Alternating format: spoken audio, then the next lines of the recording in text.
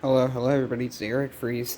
Now, I'm not sure if I have enough courage to do this, but here's a vintage Sears garage door opener that I plan to restore, and it's pretty crusty, so I'm looking for a bit of advice. I was thinking about plugging it in and using it, but I kind of decided to opt out quickly because this thing is quite rusty.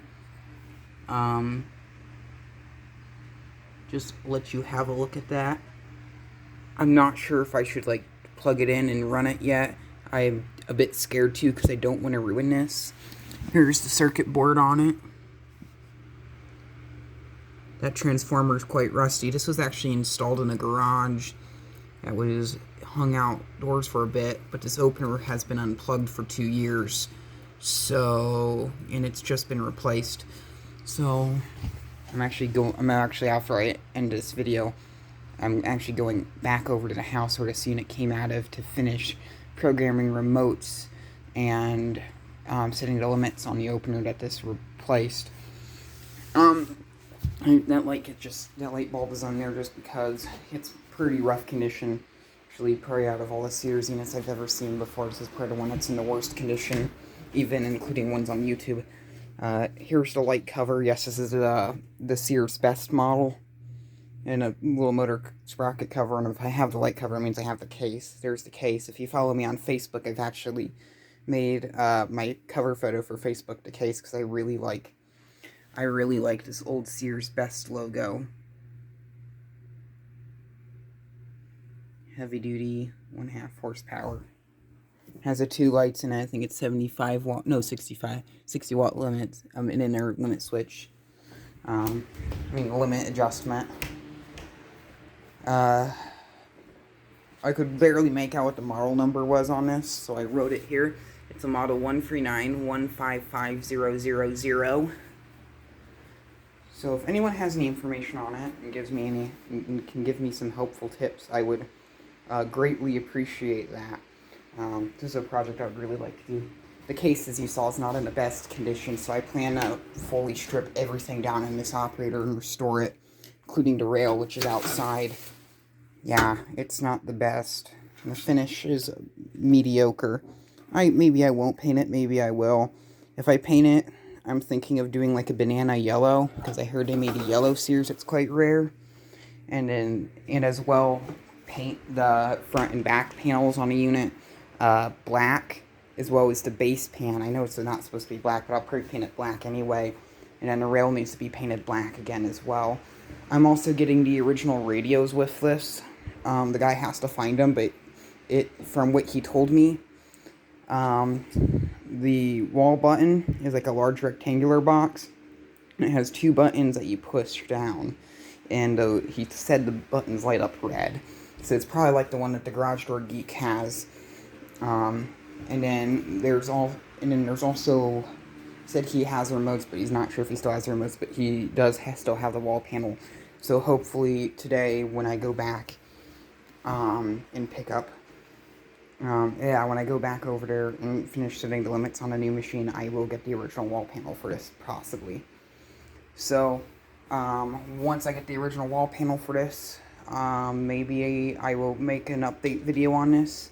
And if someone tells me, says it's okay for me to run it, that I know for sure that knows for sure a bit more about garage doors, kind of like garage door openers or John Calmy, I would really appreciate if anyone could help me there and tell me what to really do with this machine, because I don't want to destroy it. The motor on it actually still looks good, though.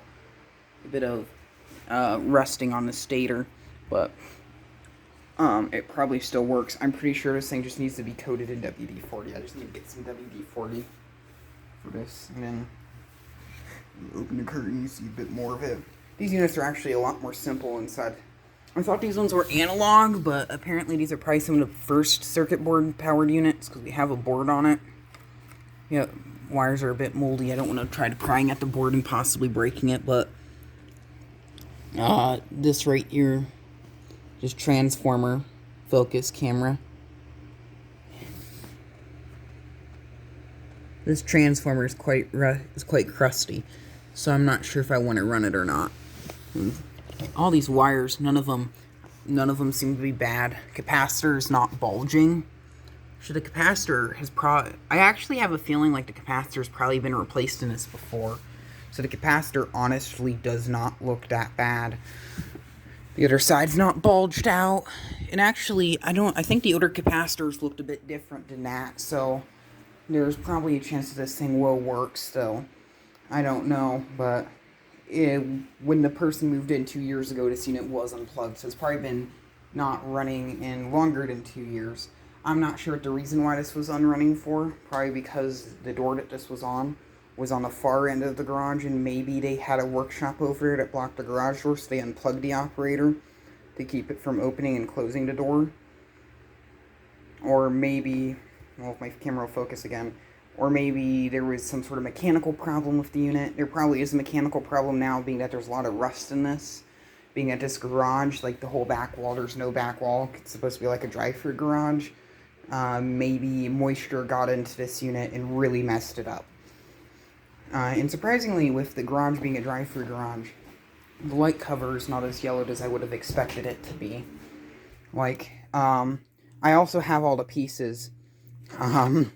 So that's nice.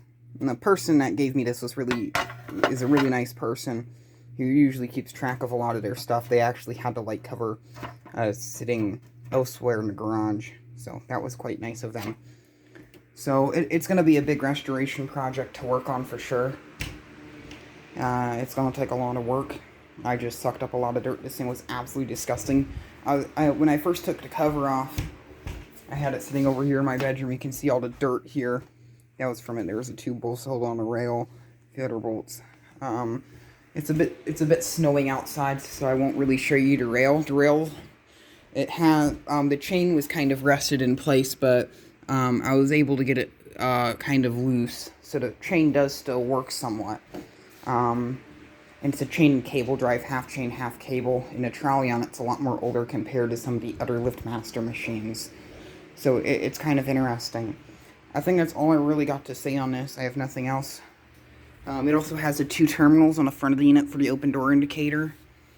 And then the 3 terminals, which has one, I believe, we have our hot neutral, and then our auxiliary, which only works with the special wall panel. And with the wall panel that I was described, it probably has a switch there to lock out the radios, and another switch for the work light. So it's a free wire panel. I believe that's how they work. I think I remember watching a video from the Garage Door Geek a few years ago who had one of those panels. Now, I also remember seeing a panel just like that didn't have lighter lock and had the 2 buttons you had to push at the same time that was lighted in a different YouTube video. And those units were sold in the later 80s. But being this is an older one, I don't really have an idea. Maybe it's but he did say the buttons did light up red. So I'm going to guess it's the more deluxe one, being that this one, and then I'm pretty sure it is most certainly deluxe, being that on the side of the case it says Sears Best. So I think I did enough, and there's a little cover that goes on top of the motor that the chain routes in. I think I should vacuum this out right now. But thank you very much for watching, and keep the breeze.